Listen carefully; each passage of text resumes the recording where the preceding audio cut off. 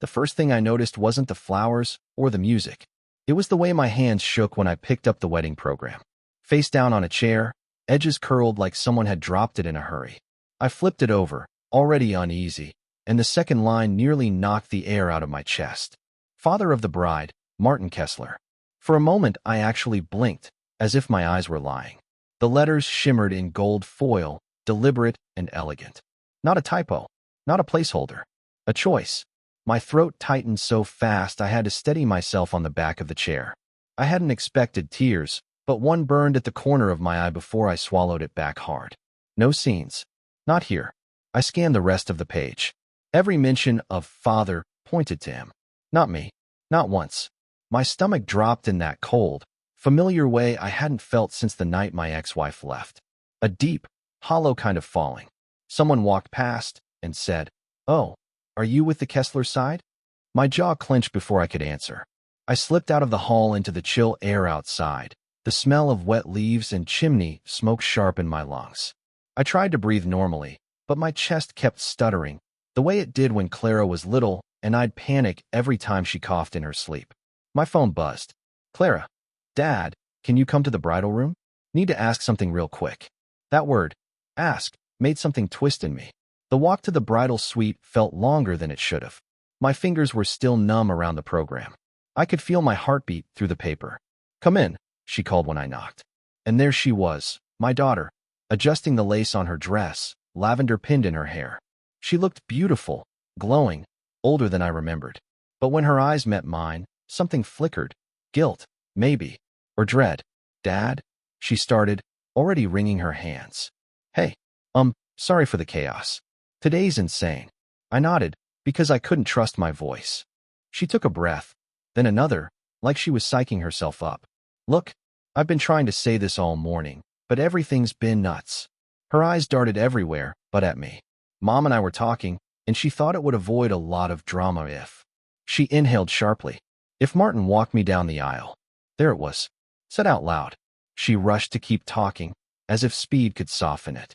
"It's just, he's been helping with everything, like everything, and Mom said people would expect it, and I didn't want anyone fighting or looking at me weird, and I finally lifted the program. This told me before you did." Her face went white. "Oh my God. Dad, I'm so sorry. I swear I was going to tell you myself. Things got rushed, and then the planner printed everything, and..." She trailed off, biting her lip until it reddened. Stress made her ramble. This was the Clara I knew. "I just wanted the day to go smoothly," she whispered. "I wasn't trying to hurt you." The program crinkled in my fist again. My hand still hadn't stopped shaking. "So I get the rehearsal," I said quietly. "The practice run." She winced. "No, I mean yes, but I thought that way you could still be part of it. I wanted everyone to feel included. Included. Like a +1. A courtesy. That wasn't the word I was hoping for." I muttered before I could stop myself. Her eyes glossed instantly. "Dad, please don't be upset today. I didn't know how to choose without hurting somebody." I could have told her that choosing not to choose me hurt the worst of all. But her stylist called her name from outside, and Clara touched my arm. Quick, apologetic, dismissing me while pretending not to. "I'll see you before rehearsal, okay? We'll talk then." She turned back to the mirror. I walked out, the hallway lights too bright, the music too cheerful for the way my insides trembled. I stared again at the gold letters on the program. Father of the bride, Martin Kessler. I didn't say a word. I didn't cause a scene. But for the first time in my life, I understood something with absolute, painful clarity. A father doesn't crumble because he wasn't included. He crumbles because he wasn't chosen. For the next hour, everything around me felt slightly out of sync, like life was playing at normal speed, and I was the only one caught in slow motion. Voices, laughter, footsteps, all of it blurred together. My hands still wouldn't stop trembling. The crushed wedding program in my pocket felt heavier than my wallet, my keys, even the cufflinks I'd brought for the moment that no longer belonged to me. I stepped outside and found an empty bench under a maple tree, far enough from the chapel that no one would notice me trying to breathe through the tightness forming in my chest. The autumn air cut straight through my suit jacket. When I rubbed my palms together, they shook harder. I leaned forward, elbows on my knees, staring at the gravel until it blurred. A slow, unsteady breath slipped out of me, part sigh, part surrender. That's when I heard footsteps crunching close. Ray. Of all people, it had to be my cousin, the one who could read me too easily. He held 2 coffees and didn't bother pretending he wasn't worried. Here, he said, handing me one as he sat down beside me. You look like you needed this. Or something stronger. I didn't try to smile. Couldn't. Instead, I pulled the program from my pocket and passed it to him. He read the first lines, and his whole face shifted. Eyebrows shot up. Mouth tightened. He looked at me, then back at the page. Hale, he whispered, they didn't tell you? No, I said. My voice cracked so slightly I doubted he heard it. I found out when everyone else will. Ray exhaled sharply, a quick, angry breath. That's not a mistake. That's... He stopped himself. Man, I'm sorry. You didn't deserve this. The truth landed hard. I swallowed, but the lump in my throat stayed. I thought. My words came slow, unsteady. I thought I mattered more today. Ray's jaw tensed. You do matter. Your daughter just handled this wrong. I said nothing, because if I opened my mouth, I wasn't sure my voice wouldn't break. He leaned forward with me, shoulders almost touching. You want me to stay with you? Skip the crowd. I wanted to say yes. God, I wanted to. But the humiliation sat too deeply in me. A private wound I wasn't ready to share. I'll be okay, I said. Another lie. Go on. He hesitated, searching my face the way someone checks for signs of a fracture. You sure? No. Yes, I said. He squeezed my shoulder, hard, then walked back toward the chapel. As soon as he was gone, the cold hit harder. My breath fogged in front of me. I wiped my thumb across my eyes. Not tears, just moisture from the wind, I told myself. But the sting behind my eyelids said otherwise. A memory flickered, Clara at 12, telling me she liked living with her mom because things felt bigger there. One sentence. I nodded back then, pretending it didn't gut me. Some wounds echo years later. This moment echoed perfectly. Eventually, I forced myself to stand. My legs felt stiff. I walked toward the chapel, keeping to the edges, not ready to face anyone. Just inside the entrance was a decorative welcome board listing the order of events. There it was again, in bold lettering. Processional, bride escorted by Martin Kessler. Seeing it printed twice made it feel official, like the universe had stamped it. My heart thudded painfully. I gripped the railing beside me until my knuckles whitened. Behind me, someone murmured, Clara and Martin are so close. Makes sense he'd walk her. I looked away before my expression betrayed me. My phone buzzed. Clara, Dad, rehearsal walk starts in 10. Can you wait by the side doors? The coordinator will get you. Rehearsal, not ceremony. A substitute father for a substitute moment. I typed. Sure. On my way. But I didn't move. I stayed in the shadow of a stone pillar, grounding myself with slow breaths, trying not to fall apart in a place filled with cameras.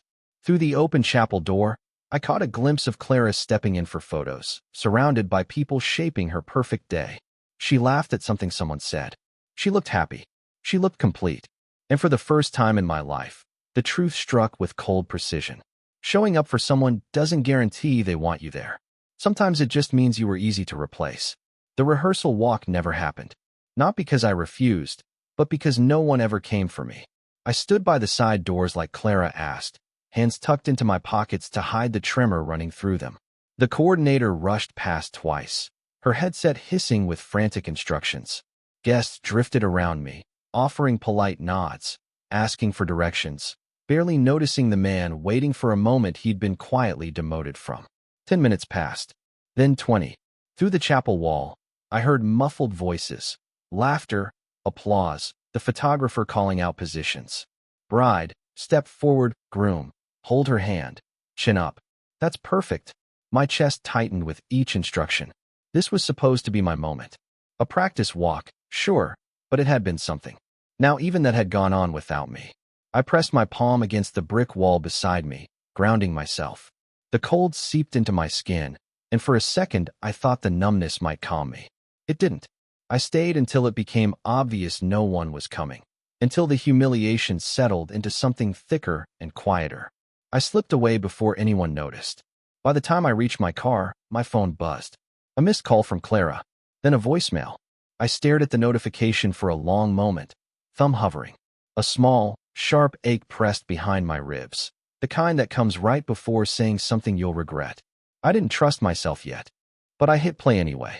Her voice filled the car, rushed and uneven. "Dad, where were you?" "We waited, but then everything got crazy and I wasn't sure if you stepped out or if someone grabbed you for photos, or I don't know. I'm sorry, I should have checked sooner. Today's just a lot." A breath. A soft swallow. "Please call me when you get this. I love you." The recording ended. I let the silence settle. She sounded worried. She sounded sincere. She sounded overwhelmed. And still, she hadn't noticed I was gone until the rehearsal was over. Love can be real and still fail you. I felt that truth settle in my chest like a stone. Outside, a couple walked past my car, laughing as they headed toward the chapel. They didn't see the man sitting alone inside, gripping a steering wheel hard enough to make his knuckles ache. I loosened my grip slowly, flexing my fingers, noticing how unsteady they still were. I drove home slowly, the road winding through stretches of quiet farmland. Every mile felt like an attempt to outrun something inside me. It didn't work. When I entered my house, the first thing I saw was the wrapped gift on the table, the pendant I had chosen weeks earlier, engraved with, "To the girl who made me a father." I picked it up gently. The ribbon felt too soft for what the moment demanded. I loosened it with my thumb, but I didn't open the box. I walked to the kitchen trash bin, paused just long enough for my breath to hitch, and released it. Not dramatically, not angrily, just a quiet surrender to the truth. The soft thud inside the bin broke something in me. The voicemail replayed itself in my mind. "Dad, where were you?" As if I had disappeared, as if I had walked away from her. I sank into a chair, elbows on my knees, rubbing my thumb across the edge of the table, a small, repetitive motion to keep from unraveling. Hours passed.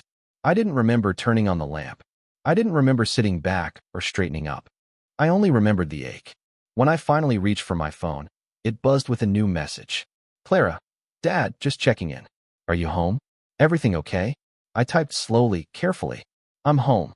I'm okay." My thumb hovered, then hovered longer. The backspace key glowed like an invitation to tell the truth or a warning to stay silent. I didn't send it, not because I wanted to punish her, but because I didn't trust myself to speak without bleeding. The hurt was raw, too large for a text message. I powered off the phone and set it face down. The house felt bigger than usual, each room echoing with a version of my life I no longer fit inside. I leaned forward again, the same posture as earlier against the chapel wall, and finally admitted the thing I had been pushing away. It wasn't the ceremony that broke me. It wasn't even the replacement. It was realizing she didn't notice I was missing, until someone else pointed it out. On the day I was supposed to matter most, I didn't matter at all. The morning after the rehearsal, that wasn't. The silence in my house felt wrong. Not peaceful, vacant. A kind of quiet that waits for you to admit something you aren't ready to face. I woke before sunrise, but instead of brewing coffee like I always did, I just sat at the kitchen table, staring at my turned-off phone. When I finally powered it back on, 2 messages from Clara appeared instantly. "Clara, hey, just checking on you. Everything okay? Clara, can we talk?" Doesn't have to be now. No mention of the rehearsal. No acknowledgement that I'd been forgotten. Just polite concern, like yesterday was another hectic pre-wedding blur. I typed a reply. "I'm fine. Just tired." My thumb hovered over send for several seconds, long enough for doubt to settle in, before I locked the screen and slid the phone away. I wasn't angry. I was protecting something delicate in myself that felt newly exposed. By mid-morning, my sister called. Lila never eased into hard conversations. "You disappeared yesterday," she said. "People asked where you went." I kept my voice even. Something came up. That's not an answer. I rubbed a hand over my face. I wasn't needed. The silence on her end sharpened. Did something happen with Clara? I swallowed before I replied. The pause stretched long enough that she would feel it. She picked someone else, Lee, and she forgot to bring me into the part she saved. Lila exhaled slowly, not disbelief, but the weight of understanding dropping into place. "Oh, Daniel," her voice softened. "I'm so sorry." I nodded, even though she couldn't see it. "Yeah.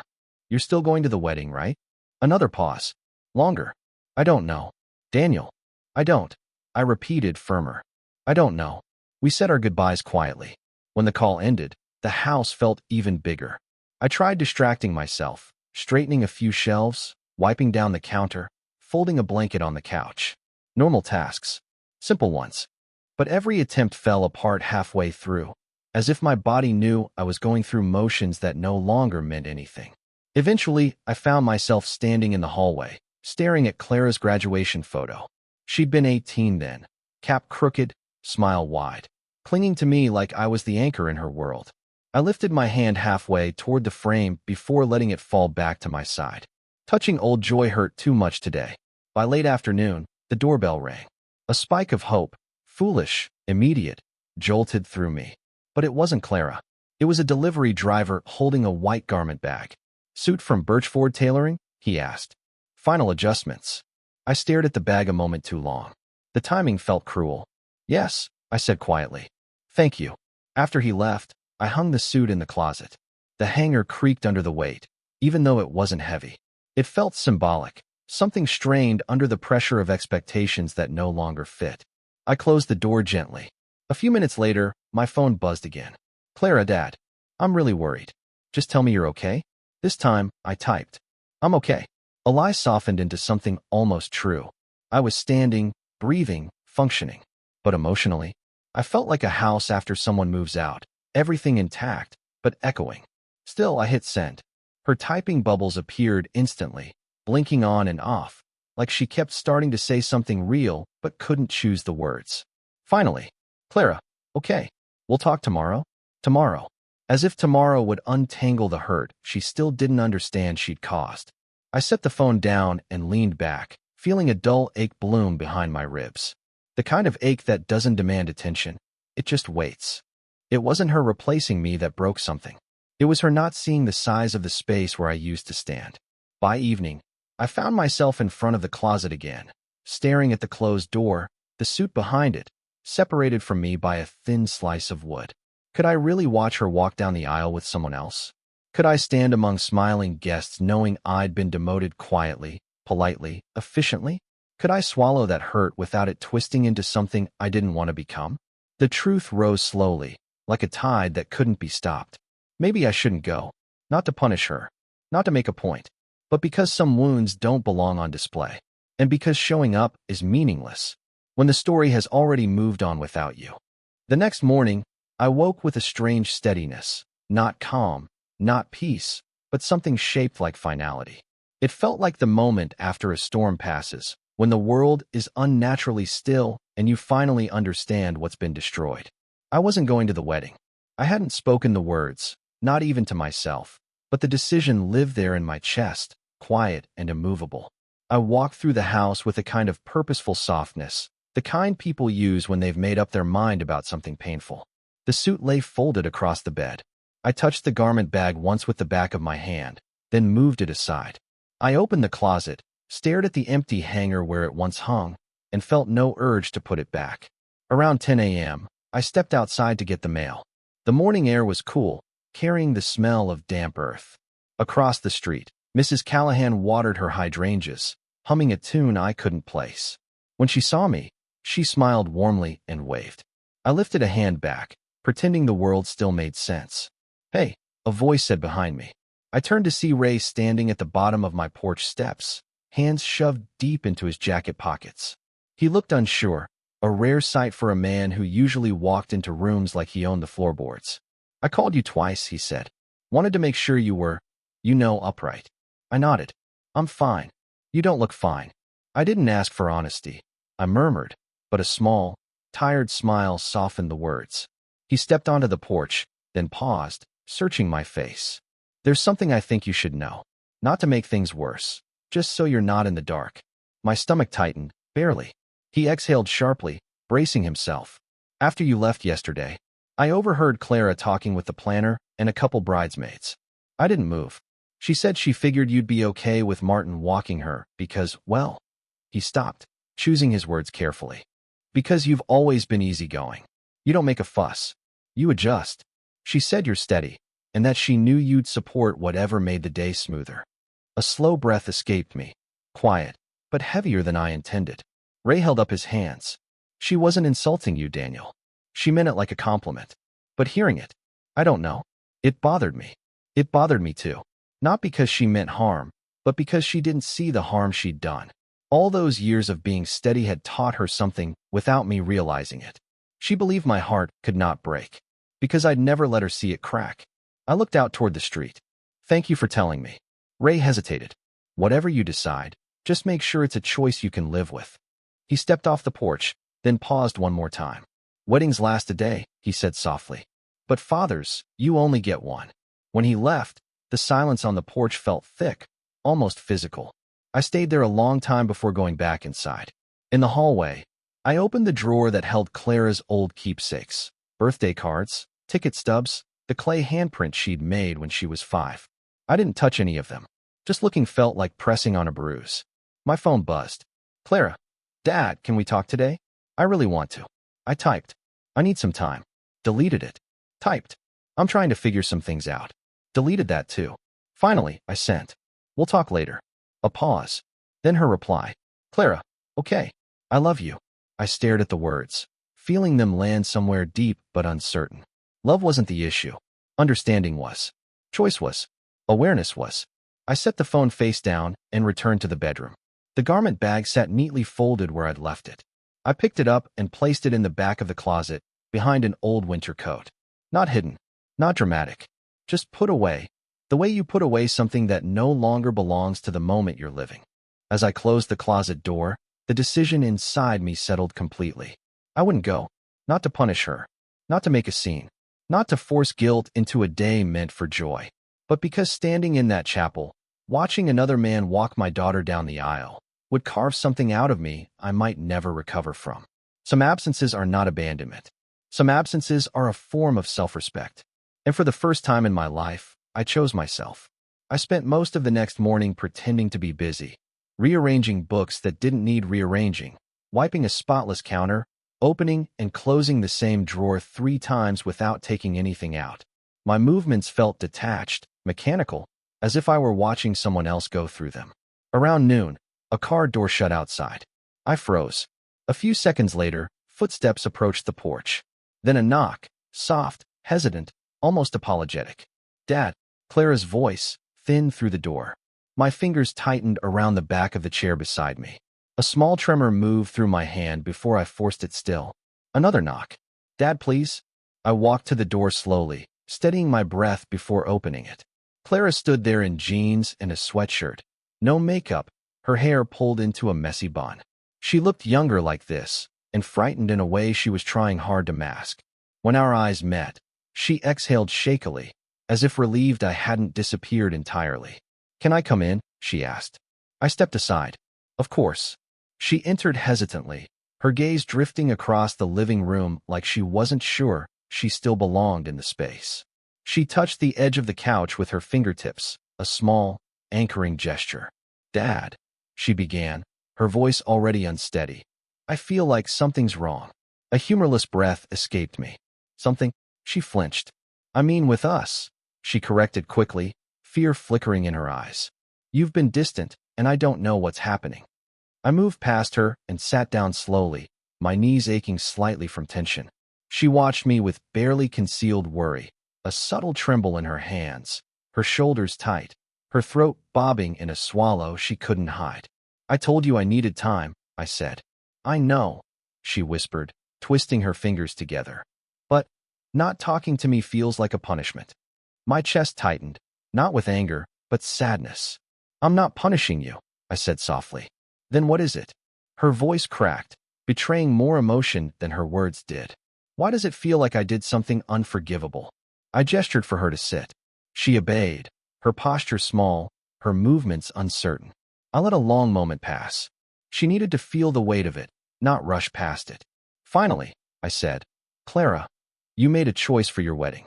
I'm not angry at you for wanting what you want. Her shoulders dropped with immediate relief, premature relief. But, I continued, you didn't tell me. You didn't ask. You didn't even think to check if it would hurt. Her head lifted slowly. Her eyes widened, not in defensiveness but dawning recognition, the beginning of seeing something she had been blind to. You assumed I'd be fine, I said quietly, because I always am. She inhaled sharply, a tiny gasp she tried to swallow.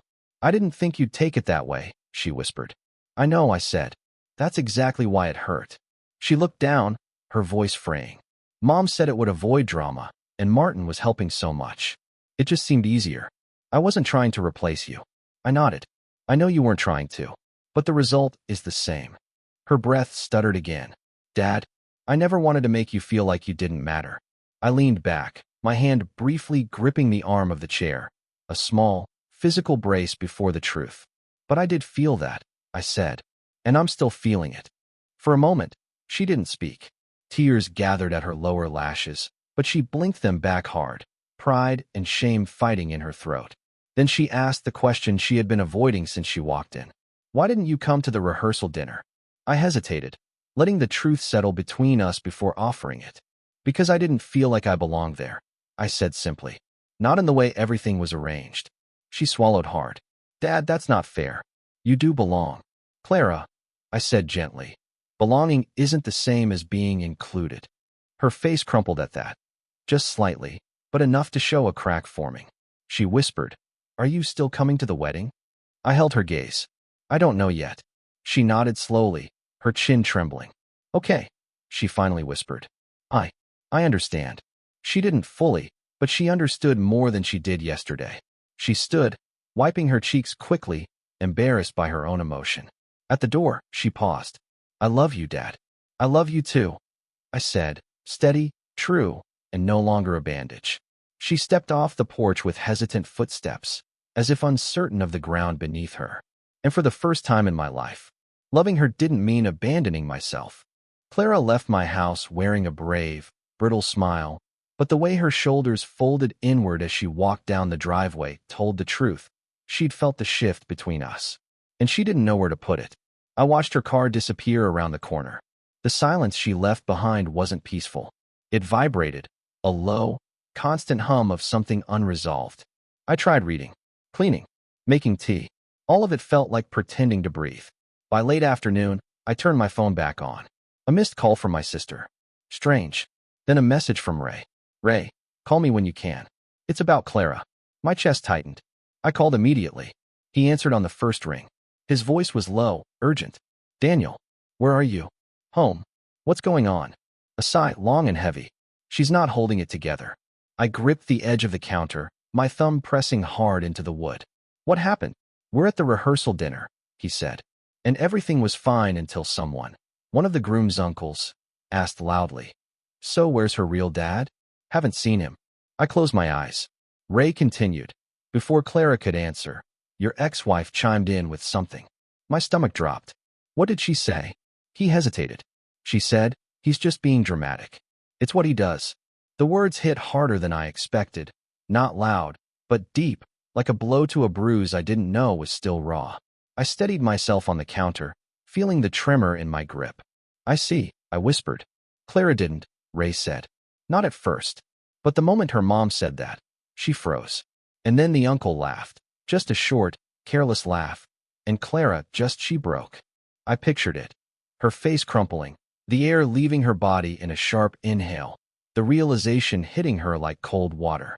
She walked out, Ray said. Ran, actually. I found her outside by the service door. She's crying, Daniel. Hard. And she keeps saying, she keeps saying your name. Something inside me pulled tight, a knot of love, sorrow, and guilt. She's asking for you, Ray added gently. I didn't speak. Words felt too fragile. I'm not trying to sway you, he said. Truly, I know you're hurting. I just thought you deserved to know how she's doing. I appreciate it, I managed. When the call ended, I stayed standing at the counter, both palms flat against the cool surface. I inhaled slow, steady breaths, grounding myself in the stillness of the kitchen.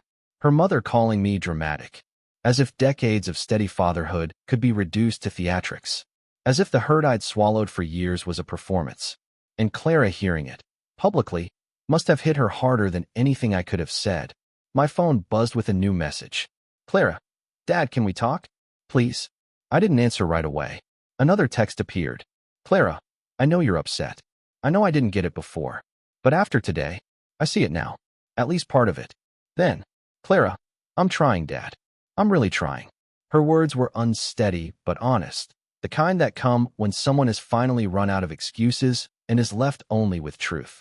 I typed a reply, deleted it, typed again, deleted again. My thumb hovered, shaking slightly. Before I could decide, another message came through. Clara, I'm scared you won't come tomorrow. A pause. Then, Clara, and I know that's my fault. A soft, involuntary exhale left me. A painful kind, the kind tied to love and exhaustion. Outside, dusk began to settle. The street grew quieter, the sky deepening into a soft indigo. Shadows stretched across the floor like long, delicate cracks. My phone lit up again. This time it was a call. Clara. I didn't answer. Not out of spite. Not out of anger. But because I knew my voice wouldn't be steady if I tried to speak. The call went to voicemail. A moment later, her voice filled the room. Soft, shaky, breaking in places. Dad, I don't know how to fix this. And I know I caused it. But I want to fix it. I want you there. Please, please don't give up on me yet. The message ended, but the silence afterward felt different, fuller, heavier, alive with something shifting. I sat on the edge of the couch, elbows on my knees, staring at the floor as her words settled into the space between us. For the first time since seeing Martin's name printed where mine should have been, I didn't feel invisible. I felt seen. Late, but undeniably seen. And that simple, painful recognition blurred the edges of the decision I thought I'd already made. The morning of the wedding arrived with a pale, almost hesitant light, the kind that slips gently across the floorboards, unaware of the weight a day is carrying. I woke early, though I'd barely slept. The house felt hollow, holding its breath with me. I made coffee out of routine, but it cooled untouched on the table.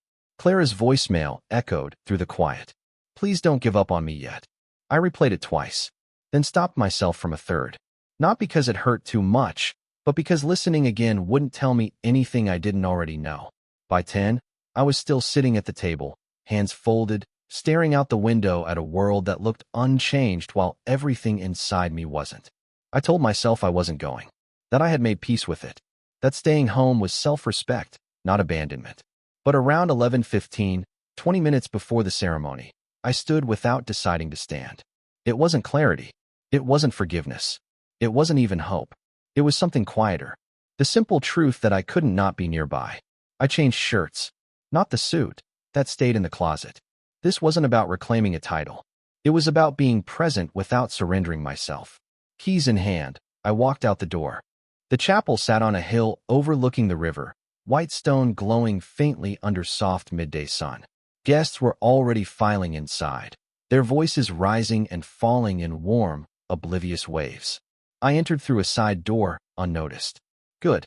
The interior was bathed in amber light, the kind that softens edges and quiets rooms. I chose a seat in the very last row, half hidden behind a pillar, close enough to witness, far enough to remain outside the story unfolding. From here, I could see everything. The aisle lined with eucalyptus, the officiant adjusting his notes, Martin standing near the front, his shoulders tensed more than confident. He wasn't the villain I once imagined, just a man asked to fill a space he didn't create. The music shifted, soft strings sliding into the prelude.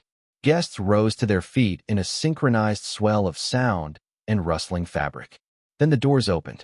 Clara stepped into view. For a moment, she didn't look like a bride. She looked like the little girl who used to scan the crowd at school plays until she found my face. Searching, hoping. Even now, her eyes moved that same way, sweeping over rows of guests with quiet urgency. I watched her breath catch when she couldn't find what she was looking for.